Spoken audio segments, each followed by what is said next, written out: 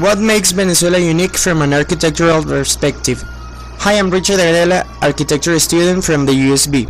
In this video, I'm talking about all the factors that makes Venezuela unique in its architecture, using different concepts. The first thing that influences the architecture in Venezuela is its climate. Being a tropical country, the most appreciated thing is the shadow, used to generate the spaces of a state. Color. Venezuela is a Caribbean country, so the use of color in architecture is extensive. The use of bright colors in the popular architecture is influenced by the nature color in a good climate. We can see this use of color in the old towns, like Coro. We see bright colors in facades and the natural green in the internal patios. Light. Venezuela enjoys a perfect weather almost all the year, so the use of natural light is important. Buildings like Parque Cristal and the towers of Parque Central with a whole facade of glass allows light to enter the building. In Plaza Cubierta at the UCV, there is an interesting game of lights and shadows that makes an extraordinary path. Texture. There is texture everywhere, in streets, squares and buildings. The Banco Central of Venezuela building is a perfect example of the use of texture. Its 3D facade generates a chiaroscuro that has a relation with the old town. Also, the Simón Bolívar Center has an interesting texture with its infinite mosaicos that brings a soft and bright sensation. Acoustics. We have examples of acoustics from the sound of the sea on our coast to the great theaters.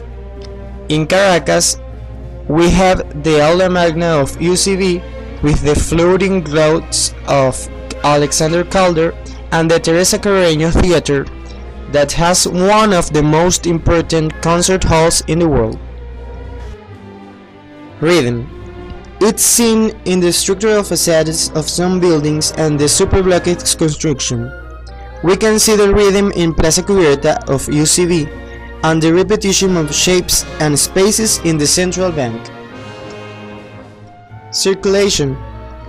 As we can see in colonial houses, its interior courtyard helps with the circulation and the distribution of the rooms. A good example of the vertical circulation can be the CCCT, where all the staircases follow the vertical spaces inside the building, showing a space with a clear shape. Space and scale. It's easier to see the scale in public spaces like the Bolivar Avenue or the Sabana Grande Boulevard. The Bolivar Avenue is big and important because of the governmental institution placed around.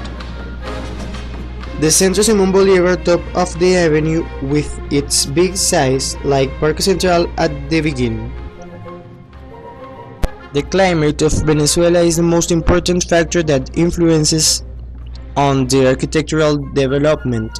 Its barrios or favelas shows us all the concepts we just talked about, but not in a good sense.